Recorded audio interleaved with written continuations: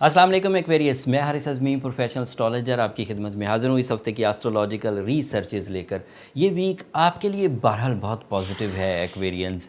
किसी स्टार्स के लिए ये इतना कभी तो कोई ऐसा प्लैनेट पॉजिटिव एंगल पर आता है जिसमें वो सभी स्टार्स के लिए पॉजिटिव होता है, बट इस वीक जो प्लैनेट अगले हाउस में मूव हो रहा है ये सब के लिए अच्छा नहीं है, बट आप उस ग्रुप में हैं जिसके लिए वो अच्छा है। वीनस की बात कर रहा हूँ। वीनस 27 ऑफ जून को आपके यहाँ 7th एंगल पर आएगा। वीनस के जो जनरल एडवांटेजेस हैं वो सभी को पता है। Venus is a planet of love and care, relationship, attachments, beauty loving nature, pleasure of minds and otherwise भी रिश्तों की जितनी भी साइंस है वो इस फ्यूल से फ्लरिश करती है, अच्छा चलती है। बट आपके लिए वो स्पेशल इसलिए है एक्वेरियंस के वो आपके 7th एंगल पर आने लगा है। And 7th angle is a maximum support from the Venus, जिसकी वजह से आप रिश्तेदारी कर पाएंगे। ये तमाम उन एक्वेरियंस मेल एंड फीमेल के लिए बेहतरीन पोजीशन है जो शादी के उम्मीदवार हैं, स्पेशली लव मैरिज के। तमाम वो कमियां, कमज़ोरियां जो टाइम की वजह से पैदा हो जाती थी और शादी लेट हो जाती थी, due to some reason, resources नहीं थे, अटैचमेंट्स नहीं बन पाती थी, कमिटमेंट्स पूरी नहीं हो पाती थी, वो सब की सब अब वीनस के इस एंगल की वजह से 27 के बाद पूरी होना शुरू हो जाएगी। बात अभी भी ख़त्म नहीं हुई। वीनस का 7th एंगल पर आना और आपका लाइफ पार्टनरशिप के लिए डिसीजन लेना as a male as a female successful भी रहेगा, रिग्रेट्स को ख़त्म करेगा।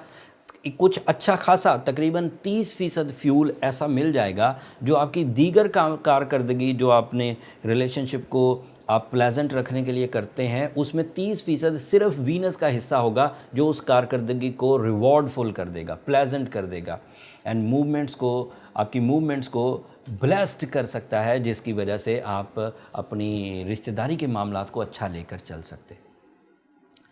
फिर इसी 7th एंगल पर मार्स 11 जून से ऑलरेडी चल रहा है and Mars is representative of your physical stamina, your courage, your shortcuts, sudden gains and Mars की वजह से कंपटीशंस का विन करना, आपके अंदर एक ऐसा जज्बा, एक ऐसी तड़प पैदा होना जिससे मामलात सॉर्ट आउट होते हैं।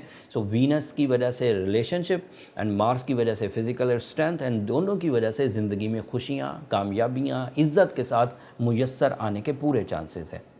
ये दो एस्पेक्ट्स वो हैं जो डायरेक्ट 7th एंगल पर इन दो प्लैनेट के इकट्ठा होने से मिल रहे हैं, बट इनके अदरवाइज़ भी एडवांटेजेस हैं। जैसे वीनस अगर 7th एंगल पर हो तो 4th एंगल के एडवांटेजेस भी देता है, जैसे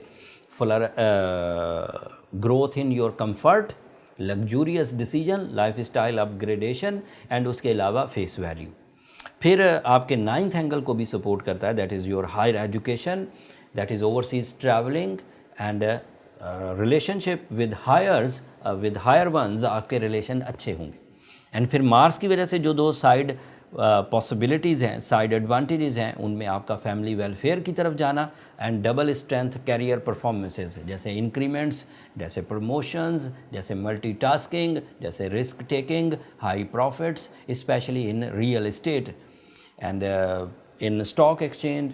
एंड फिर अगर आप किसी भी आईटी से रिलेटेड किसी काम में हैं, फॉरेक्स ट्रेडिंग से रिलेटेड हैं या फिर ऑनलाइन कोई बिज़नेस करते हैं तो उसके लिए इसके ज़्यादा एडवांटेजेस मिलेंगे। सूरज की पोजीशन को भी इग्नोर नहीं किया जा सकता। सूरज भी आपके 6th एंगल से गुजर रहा है और ये भी आपके लिए स्टेमिना, आपके लिए फ़िज़िकल स्ट्रेंथ, गवर्नमेंट के साथ ताल्लुकात एंड रूल्स एंड रेगुलेशंस, नज़्म ज़ब्त, ये सब आपके लिए पैदा कर रहा है। तो शॉर्ट टर्म प्लैनेट सारे ही अपने बेहतरीन फॉर्म में, इस बेहतरीन फॉर्म को तभी आप कैच कर सकते हैं जब आप सैटर्न की रेट्रोग्रेशन, जो कि आपका रूलिंग प्लैनेट है, उस रेट्रोग्रेशन से बच जाएं with the help of some artificial fuel. Jupiter भी रेट्रोग्रेड है, तो लक फैक्टर हमारे पास इस वक्त मौजूद नहीं है। सैटर्न एंड जुपिटर को बैलेंस करना by rules of astrology easy है। जैसे ब्लू सफ़ायर पहन लिया जाए तो सैटर्न जितनी रेडिएशन पॉजिटिवली मुयस्सर आ जाती है एंड उस पॉजिटिविटी के एवज़ आप इन कमज़ोरियों को दूर कर सकते हैं। और अगर दूर हो गई तो ये जो 4 प्लैनेट शॉर्ट टर्म है, ये करेज के लिए, रिलेशंस के लिए, कैरियर के लिए, फैमिली वेलफेयर के लिए, लव लाइफ के लिए, एजुकेशन के लिए, ट्रैवलिंग के लिए, सीनियर्स के साथ ताल्लुकात के लिए सब अच्छे हैं, हाउस वाइफ्स के लिए अच्छे हैं। स्टूडेंट्स के लिए बहुत अच्छे हैं, इन्वेस्टर्स के लिए बहुत अच्छे हैं, रियल एस्टेट एजेंट्स के लिए बहुत अच्छे हैं। लेकिन अगर वो सैटर्न एंड जुपिटर रेजिस्ट करते रहे तो प्रॉब्लम्स बढ़ेंगी। उसको बैलेंस करने के लिए मैंने कहा कि ब्लू सफ़ायर, अगर आपकी उम्र 25 से 40 साल है तो 8 कैरेट का बहुत रहेगा, और अगर आप सूर्य शम्स 5 दफ़ा एक दिन में पढ़ें तो वो भी आपके लिए बहुत मुफीद रहेगी। उम्मीद करता हूँ आप इन चीज़ों को फॉलो करके इन ट्रबल से निकल जाएंगे। लेकिन अगर फिर भी ट्रबल सस्टेन करें तो इसका जो नेक्स्ट स्टेप है वो पर्सनल डायग्नोसिस का है। अगर कोई बंदा ये सब प्रोसेस करने के बाद भी उलझा रहता है तो उसे अपने आप को एक दफ़ा चेक करा लेना चाहिए। और ये अक्सर सवाल कमेंट्स में आता है कि हम ये कोशिशें कर रहे हैं लेकिन ठीक नहीं हो रहे, लेकिन उसके ठीक होने में फिर ये जो एवरेज रेमेडी, जर्नल रेमेडीज़ हैं, फिर ये काम नहीं करती। फिर इसके बाद वाला स्टेप है, उसके लिए नंबर नीचे चलते रहते हैं, आप उन पर रब्ता करके अपनी जो वीकनेसेस हैं वो डिस्कस कर सकते हैं। बट वो फ्री फोरम नहीं है एक्वेरियंस, होपफुली आप अंडरस्टैंड करेंगे। अगले हफ्ते ज़िलहज का जो नया चांद होने वाला है, जो हफ्ता 4 जुलाई से सो ऑन का है, 4 जुलाई से 11 जुलाई तक, वो आपके लिए अलग से कुछ बड़े बेनिफिट्स, स्पिरिचुअल टाइप के बेनिफिट्स लेकर आएगा।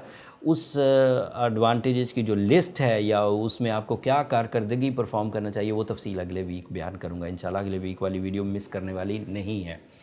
अब आखिर पर मेरी 2 दरख्वास्तें एक्वेरियंस, हमेशा की तरह अगर मेरी ये कोशिशें बर वक्त आपको ये सोलर इवेंट्स का समझाना पसंद आ रहा हो या आपकी नॉलेज में इजाफा हो रहा तो अपनी दुआओं में हमें ज़रूर याद रखिएगा।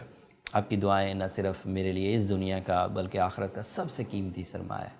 चैनल को भी ज़रूर सब्सक्राइब कर लीजिएगा। आपकी सब्सक्रिप्शन मेरी हौसला अफजाई की वजह तो बनती ही बनती है, मेरे टीम के जोश व खरोश में बहुत इजाफा होता है।